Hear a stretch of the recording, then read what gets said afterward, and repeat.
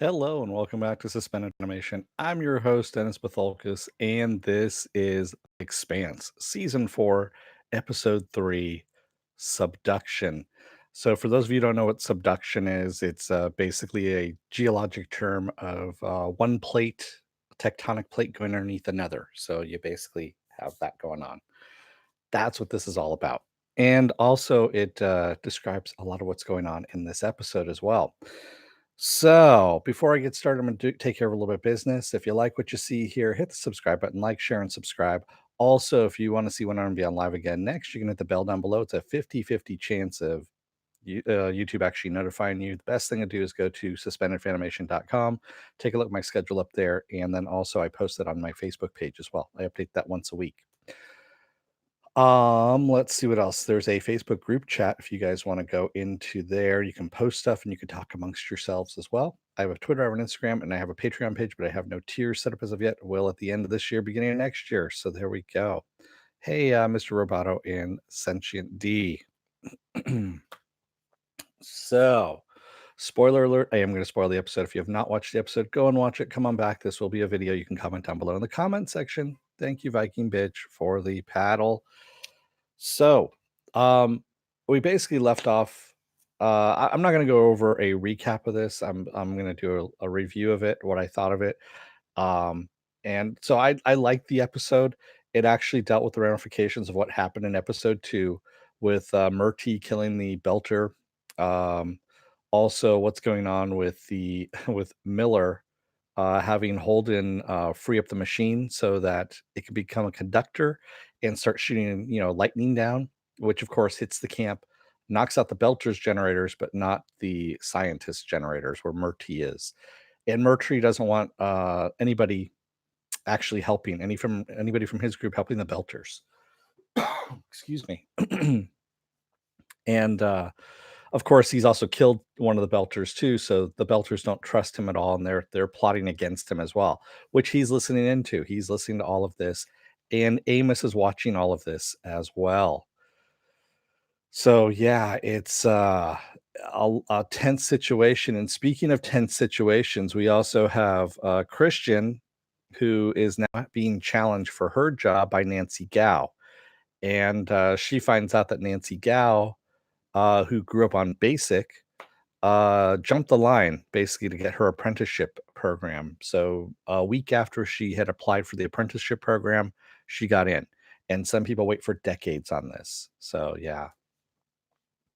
Hey, Marks, no problem, man.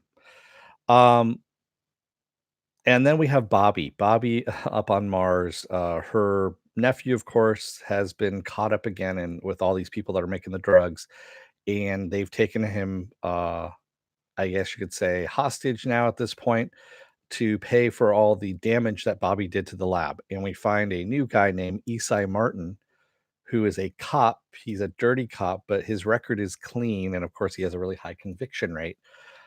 He wants Bobby basically to leave the door unlocked of where she works in the military complex so they can get in and steal something. Yeah. Oh, man.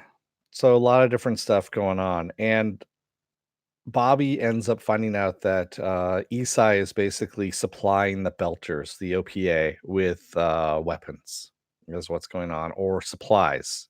And he wants her to work for him at this point too. He's like, you're being wasted here. He goes, you're scrapping warships. All the equipment is just sitting there collecting dust. The rings are open. People want to go to these other worlds. We should be working together to give everybody, what they need. So she, of course, doesn't want anything to do with this. And of course, Naomi, in the meantime, passes out in front of Lucia. And Lucia thought that she had a heart attack, but then she tells her, you know what? If you don't go back into the well within a day, you're going to be dead, essentially, because your heart hasn't formed with the gravity pills. So, yeah. Um, yeah, Sentient D. I'd like that too, that they're showing Mars is still staying the path of terraforming Mars. They're not thinking anything ahead of anything like that, but they don't want anybody else going out into the ring because of what Christian is doing. So Christian doesn't want anyone going out into the ring because of what Holden has told her. What Miller told Holden was that the ring builders, are extinct because of whatever, they don't know what. And so Christian's trying to do a slow and steady thing, but now that we have belters on Illis or New Terra, depending on who you look at, it's a problem because, that was the other thing too, is we had the lightning strikes preceded having this big structure come up out of the ground that was about 3 kilometers wide that's turning and just chewing up earth. And Holden ends up shooting a torpedo at it, stopping it because it's heading towards the encampment and it's going to hit the edge of the settlement, basically, is what's going to happen. And um, he can't, of course, talk to Miller. Miller's disappeared on him, and he even says to Alex, "I don't think we can trust Miller at this point anymore, because he didn't tell me what this machine was going to do when it turned on." So yeah, it's pretty shitty of what's going on. So subduction all around, people getting dragged under, if you will. Bobby getting dragged under with Isai, Christian getting dragged under with Nancy Gao and this political deal that's going on, and also she's not recognizing the attack coming to her from the people as well that want to go out into the ring systems because Earth has stagnated at this point.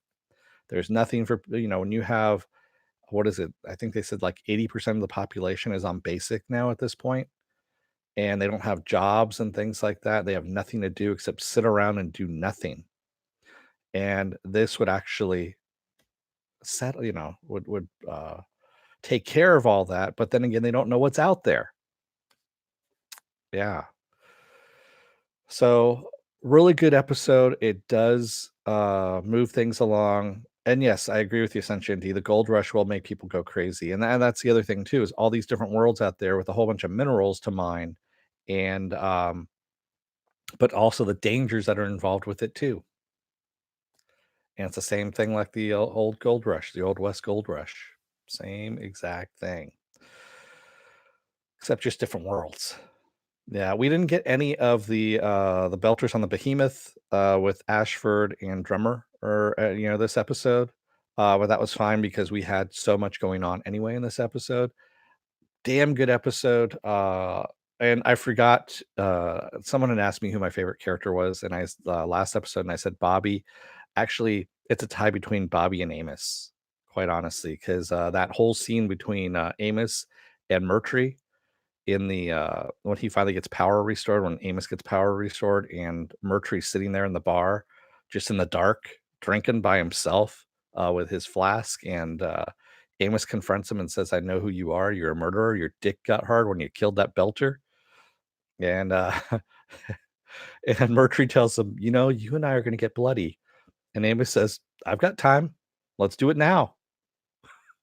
And Murtry's like, "No, no, we'll do it later." Stanley says it's nice they foreshadow all the coming stuff for season 5. Yeah. Well, Stanley, hindsight is 2020. I'm not going beyond episode 3, by the way, so no spoilers for episode 4. I haven't watched it yet. Uh, so yeah, there we go. I heard there's a lot of foreshadowing for the books and stuff like that, and I haven't read the books. I haven't watched beyond episode 3 right now, so don't ruin it for me and everyone else. That's all I'm gonna say. Oh, yeah. So good stuff. Damn good stuff. And looking forward to, so I like doing this once a week and doing this, and it draws it out, sure, but I think if people are binging this stuff, they forget about it. They're going back and rewatching it, which is good, but at the same time, you're still kind of forgetting about it. Um, Going episode by episode and then having a week to digest it and then doing the next one is actually, I think, better, especially for something this big. Mr. Roboto, I didn't need to do any holiday shopping, so I'm good. I'm not going out into the world today because it's crazy ass shit. I'm not going out into the world tomorrow either. So I've got all my supplies that I need. Yeah. I am not traveling. So, with that said, what's going on is this afternoon at 12 noon, I'm going to be doing a spoiler filled review for episode 9, The Rise of Skywalker. What else am I doing? Oh, Lost in Space season 2 actually drops on Netflix. I'm probably going to be watching a little bit of that. Um, I'm probably going to sneak The Witcher in at some point this week as well. And what else do I got going on? Tomorrow, of course, is Christmas Day, so nothing's going on. Thursday, I might do something, but right now it's empty. Friday is a double header of The Mandalorian at 9 a.m. Pacific Standard Time. And then Harley Quinn is going to be in the afternoon. So there we go. Yeah. What about Witcher? Is what Stanley said. I might sneak something in with Witcher, maybe on Thursday, Stanley. I don't know. Depends on if I get it done with it or not. Uh, there's a lot of stuff that's out right now. So, I got to take my time. Uh, yeah, I know what a Furby is, Mr. Roboto, but I'm not talking about that right now. I'm talking about the Expanse and all the other stuff that's coming on. Saturday is going to be Saturday morning blast off, where I take the genre news of the week and talk about it and any other genre stuff you guys want to talk about. Sunday is going to be the contest results of Mr. Robot, where people who win either the mask there or the keychain get revealed. Yeah. Right now, there's like 320 comments in the comment section for that. That's a lot of comments. A lot of them by the same people, but that's fine. And you only get one entry per person. Doesn't make any difference how many comments they leave. If you're wondering what that is, go and take a look at the final season, the season finale review that I did for Mr. Robot, and take a look in the description of that video. You'll see what the contest rules are. Yes, there are rules. So, all right.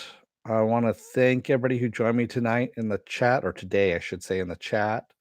And thank you if you made it this far in the video out there. And I'm going to actually just let you guys go. It's going to be a short and sweet one today. So you guys can get back to your Christmas shopping, your Christmas dinners, all that kind of stuff. Merry Christmas to everybody, by the way, too, out there. And yeah, I know, Stanley. I know you're not in the States. I know you're overseas. So, yeah, it's only open to U.S. residents and only the continental United States. Like I said, it gets expensive trying to send that stuff overseas. The shipping rates are just insane. If you're still on the fence about joining up, by the way, you're going to see a video pop up here. Basically, what YouTube does, it takes the algorithms of all the stuff you've been watching and tries to match it as best as possible to one video in my vast video library. Excuse me. Up here is going to be his Dark Materials. That's what that's going to be there. And again, like, share, and subscribe down there. Thank you, everybody. You too, Sentienti. Have a Merry Christmas. Festivus, Happy Christmas Kwanzaa. Yeah, there we go. That kind of covers everything right there. And I will see you guys this afternoon, actually, for The Rise of Skywalker spoiler review. Thanks, everybody. Don't let the door hit your ass on the way out. Otherwise, Miller may not tell you the full story before he tells you to connect the circuit, and all hell ends up breaking loose. Thanks, everybody. Have a good rest of your day. See you this afternoon.